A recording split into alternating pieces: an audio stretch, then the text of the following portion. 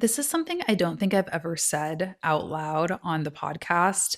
I think sometimes, income claims, that kind of thing can be a little bit gauche, a little bit braggy, a little bit manipulative, if we're being honest, right? So I don't always like to lead with it, but I do think it's important to sometimes remember your power and celebrate your accomplishments.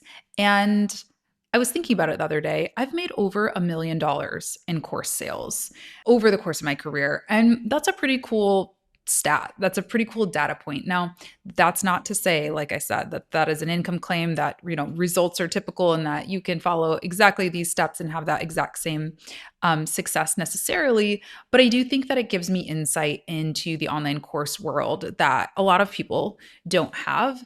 And there's been some hot course talk happening lately. A creator named Jessie Jean launched an offer called the Yap Challenge relatively recently.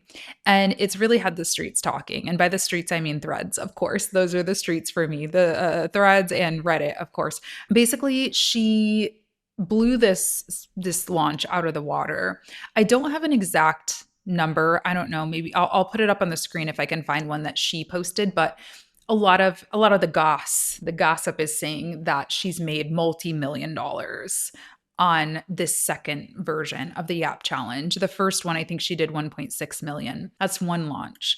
And this is in an age when a lot of people are saying online courses are dead, right? Like online business is dead. Oh my gosh, we've all got to get full-time jobs again. Not that that's the worst thing in the world, right? But there is a lot of sort of panic in the online business world. And so I wanted to kind of use the Yap Challenge as a bit of a case study, couple that with my experience, my knowledge, what's worked for me in the past, and what I plan to do, what I hope to do, what I would do today to help you if you're somebody who's looking to start an online course or challenge or digital product in today's world. And if YouTube is your thing or you want it to be your thing, be sure to check out the link in the description box for Metricool's brand new study all about my favorite platform, YouTube. They go into all the data around long form video versus short form video, even my favorite best times to post, always quite an eye opener. They talk about the best content types and how to hook people with your YouTube videos, why YouTube revenue has dipped over the past few years, and so much more. So, again, I'll have the link down below. It's totally free to dig into those details. And you can also use my code Latasha to sign up for a 30-day free trial of any of Metricool's premium features. They're my favorite content scheduler and analytics platform. So, whether you're a social media manager, an agency owner, an in-house employee, or a content creator, there's something about Metricool that I'm sure you'll love. Again, link down in the description. Thanks to them for sponsoring today's episode. Here's the thing. I said this in my online courses are dead video, some version of this, basically. I don't think online courses are dead. I think that is fear mongering. I think that is clickbait. There will always be people who buy things, right? Like there is still a market for like, I don't know, I'm trying to think of the most niche product under the sun. Like, I don't know, bran flakes.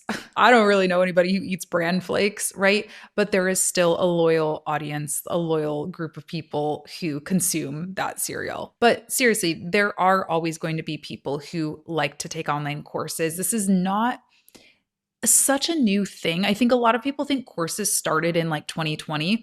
That's really when a big boom happened.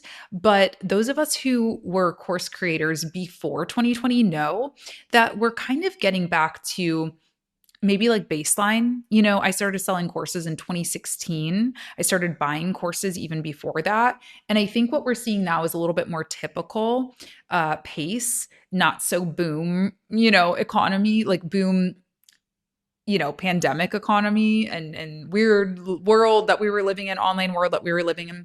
So anyway, online courses aren't dead, but especially today where there is more competition, there are more people in the game, there is more or less consumer trust. You can't have a boring offer, right? Boring offers, boring, frankly, lame, not good courses are dead. The day of just like posting a PDF and selling it for $50 and making $5 million from it. Like those days are gone. I said that before, I'll say it again. I think what Jessie did is she really named the movement that she was creating. The Yap Challenge, right? Everybody's heard of it now. If you haven't, just in case you haven't, yapping is basically just like talking to the camera. She certainly didn't create this style of content. This has always been a thing, right? Some of my friends in the comments love to tell me, oh, I'm always making yapping content because I just do very simple chatting to the camera videos most of the time. So it's not necessarily a genre or format that Jessie invented, but she named it. And specifically, yapping for her was like short form content. And I think this is actually something that's really important is her offer is easy. It's attainable. It is not how to become the a Hollywood cinematographer and get a job working on the next big blockbuster hit, right? While that certainly would have a high ROI if you were to go through the course and actually achieve the end goal, results are not typical. We know that there are only a very select few spots on big blockbuster film sets. And, the people competing for those jobs are probably going to be very accomplished, very successful people, right? What Jessie sold was, hey, you can literally, if you have an iPhone, which 99% of you do because you're signing up for this course with it, have an iPhone, you have a room, and you have something to say, you can make a bunch of videos. I think she framed this challenge style as well, which is such a good idea. If you can take people from A to Z, that's a huge selling point. And A to Z, I think a lot of times for courses, we think zero to $100,000, broke to rich, laid off to hired. What Jessie did is actually really genius because as long as people show up and they open up their camera phone every day, she has delivered on her promise, which is create X number of videos in X number of days. Now, there is a flip side to that where I would maybe challenge and say, what's the ROI of that, right? Because at the end of the day, we can all create videos. That doesn't mean we're getting results from them. So I think that's a piece that down the line, I'm no one to give Jessie advice, obviously. She knows what she's doing, but this is something if she were asking me for advice, I would say, hey, make sure you've got a plan for that. For when people say, I posted the 30 videos and I didn't get clients, or I didn't do, I didn't get what I wanted out of it. It's not necessarily that I think she owes them anything, right? But I do see that being a question that comes because it's something that I've gotten for sure from some of my courses of, hey, I followed the steps. Now what? And unfortunately, the answer for a lot of things with building a business, building clientele, establishing a content routine is time, right? Establishing a content library, it's time. It's like letting it sit, letting it marinate, letting people get to know you. And so I don't necessarily think that Jessie needs to like give people the answer for that, but it is something to keep in mind. It is a little bit easier, I think, to repeatedly sell something where there is a tangible benefit from it.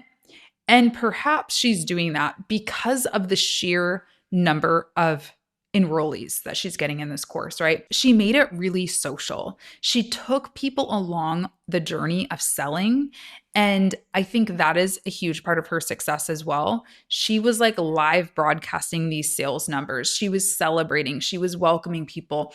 I'd never heard of this person in my life, with all due respect to her. And I opened threads and that was all I was seeing is like sales reports from her. And, it became this larger than life movement. And I think that's what really helped it gain so much traction.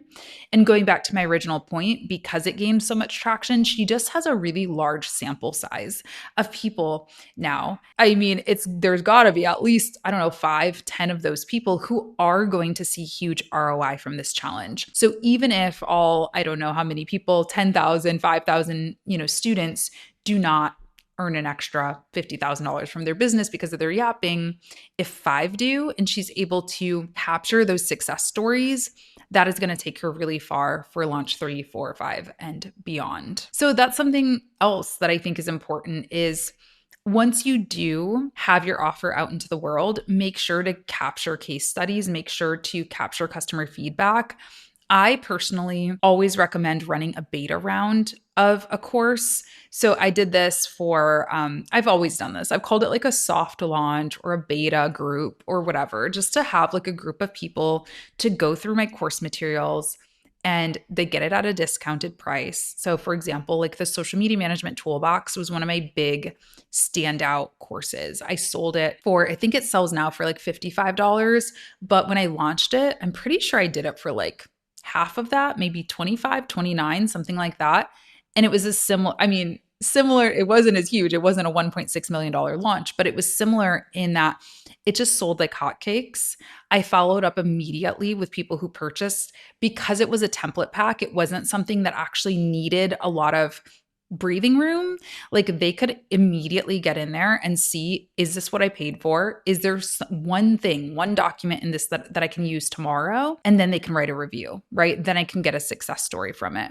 And I got them really quickly. And those testimonials that I got really, really helped to scale the course when I put it full price and when I relaunched it and rebuilt it and offered the Notion version of the toolbox and things like that. So use that social capital very strategically and get that social capital quickly when you are launching. Now, another thing that I think really helped Jessie, which is like something that I cannot speak to, and this is something that I certainly want to get better at in the great year 2026, is Jessie is known for one thing, as far as I understand. A lot of people said she's had a business for years and doing different things.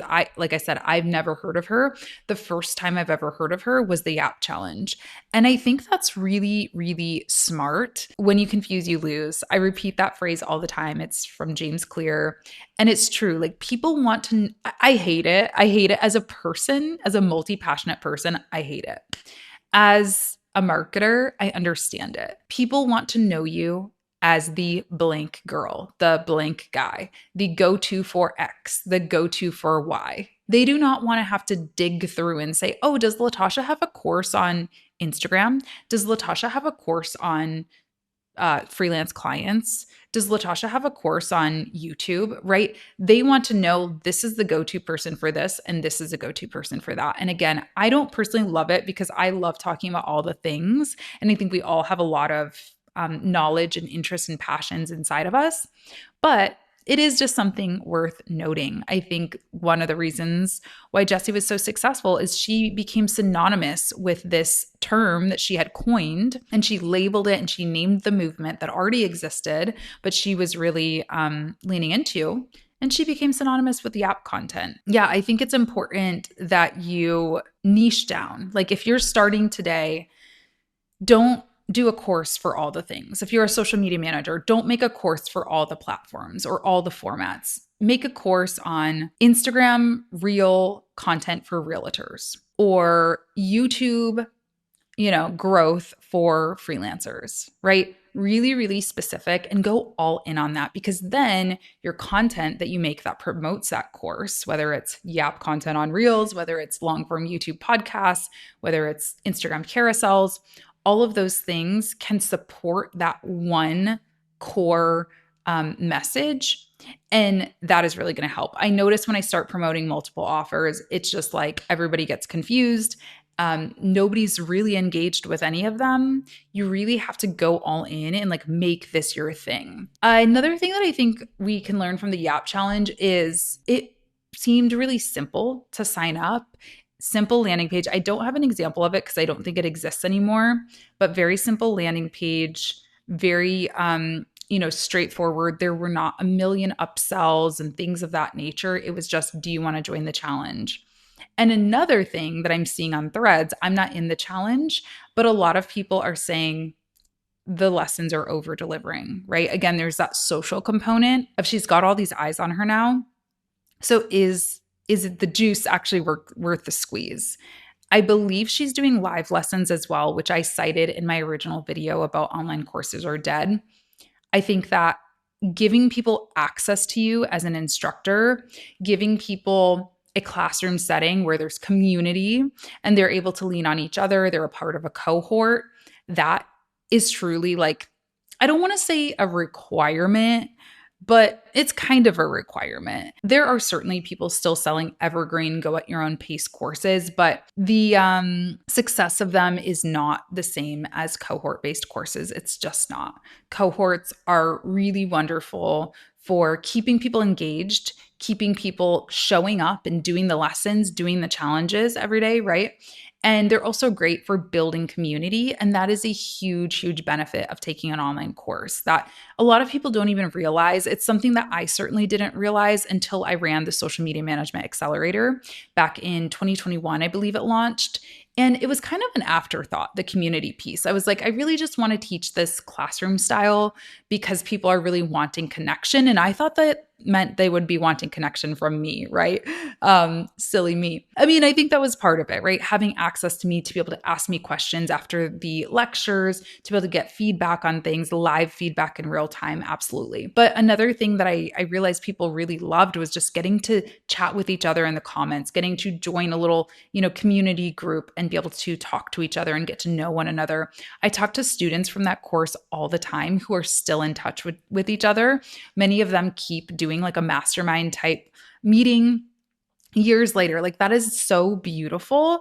And I'm sure anybody, especially anybody who is still doing that, right, and has that level of friendship and support, would say, yes, the $500 I paid for the accelerator was well worth it just for that community that I built on its own. So those things can really amp up the value of your course. And lastly, I'll say again, I don't know exactly how much she charged for this. I want to say it was like $300, but I do think today, because of a number of factors, including more competition, including a bit of a tougher economy than years prior, I do think that pricing is a factor for people. I do believe that you can sell a high ticket course still. I've seen it happen. It all depends on your audience, right? If your audience is Fortune 500 CEOs, sure, maybe you're selling a higher ticket course. But for Jesse and for, kind of this entry level content creator audience, I think keeping the pricing reasonable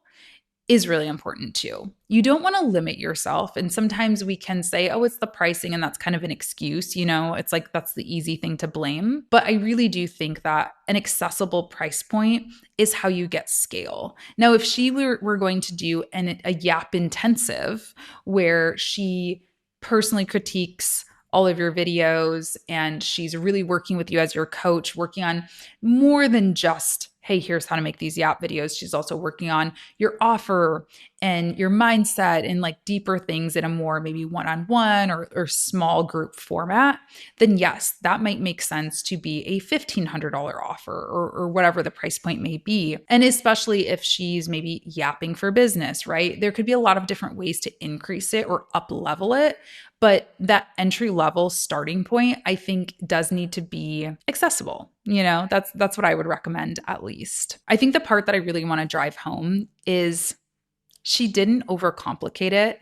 She didn't make the Yap challenge seem more sophisticated than it is. And I say that not to be disparaging, right? But she could have easily called this the short form conversion challenge for online business owners. Those words are too flowery. It sounds hard. I'm like, oh my gosh, conversions. Do I have to have Google Analytics set up on my website? Do I have to have an offer to sell right now? What if I just have a camera phone and I've always wanted to create content? That is exactly what Jessie is doing, is helping people do, the problem she's helping people solve. And she just named it really simply. And I do think in the era where everybody's an expert, everybody's a creator, like people are burnt out on courses, I think this level of simplicity and relatability really was her kind of driving force, truly. Thank you so much for tuning in today. I really hope it was helpful, and I will see you in my next one. Bye.